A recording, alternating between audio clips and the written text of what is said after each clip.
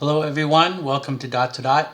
Today, for all you people that are interested in the seal, the bag seal, or what we would officially call a cloth bale seal, are one of the guys that I work with in Oak Island Research Channel. I will put a link to his channel in the description area.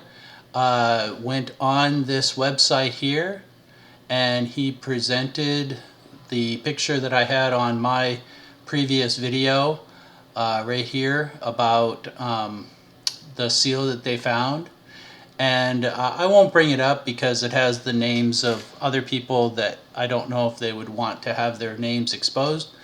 But they basically led Oliver of Oak Island Research to a reference, and the reference book, and I have the copies.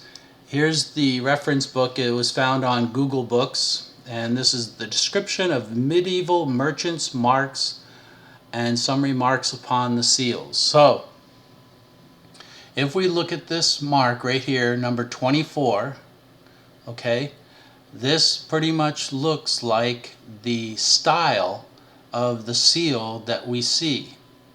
So let's bring that back up again so you guys can see it. And here I've marked it a little bit here. You can see the part of the 4 up here, and I think they mentioned that in the show that they noticed it. This is just a picture. They actually had it in their hands, and they remarked, I think, on the show that they noticed that it might be a 4. Well, that would be correct according to this right here.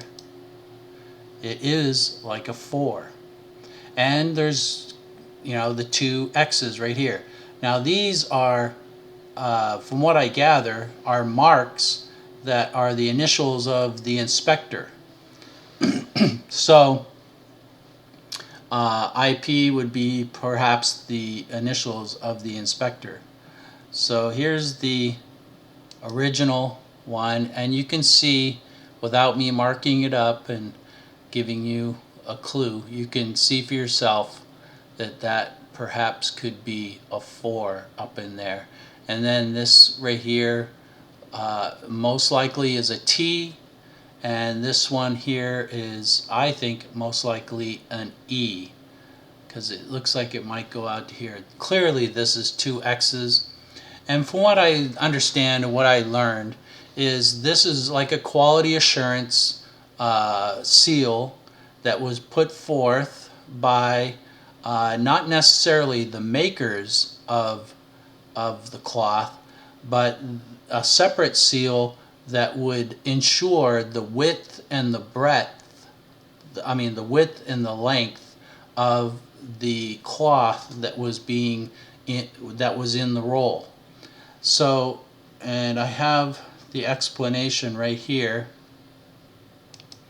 So here's number 24, and it says, on a thin piece of lead, probably a mark once attached to the cloth, Bloomfield says, so this must be the commentator, in 1459 at the assembly held the day before St. George, so that'd be King St. George, I guess, I don't know. It was ordained that the cloth seal lying in the common chest would be committed to the care of Robert Thompson. So he must be the chief of the seals. It says, who should be tokener and token and seal all cloths called Norwich cloth. So there we got a location. With a lead seal or token, after he had measured them and found that they were the length and breadth according to the ordinance made. And the woolen weavers were obliged to bring in a roll of the names. Okay, I got to go to the next one. Of all their craft. So they had probably different weaves, and several marks belonging to each man, by which the goodness of every man's cloth might be known by his mark, and the measure of it by the token. So it sounds like there may have been two seals, one by the man who made it, and the other by the measure that would give the assurance of the quality and the measure. And it says, here's a date, in 1465 was a statue made to ascertain the length and breadth of the cloths, all which were to be sealed with the lead seal, and the keepers of such seals, or all negers, to be ordained by the Treasury of England, the Treasurer of England, which would be the Thompson fellow that we had mentioned. So, I mean, it could be, and Oliver at Oak Island Research mentions that this could be a T and an E standing for the Treasurer of England. This may be, maybe all the inspectors had one that said T and E to denote their department, and signifying it that this was of the quality per the Treasurer of England. Now, another information was the two X's were most likely to denote, to tell you the length of the roll, which may have been 20 yards. Two X's stand for 20.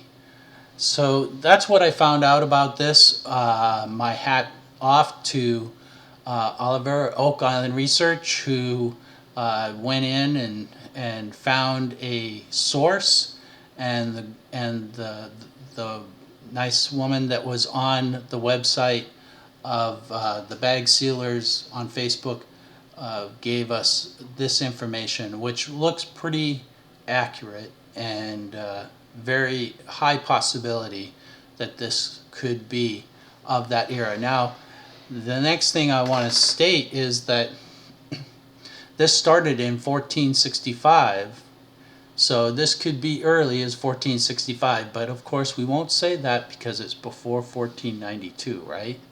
And they weren't supposed to be here. Columbus set forth on the United States first, to the North American continent.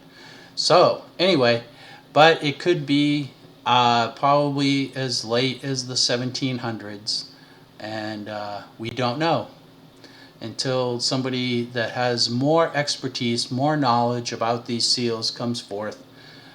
We won't know, but we have a good running start that it looks like a seal from the Norwich of England, and that it perhaps may be from the Treasurer of England, the stamp of the Treasurer of England, to ensure its quality, length, and width.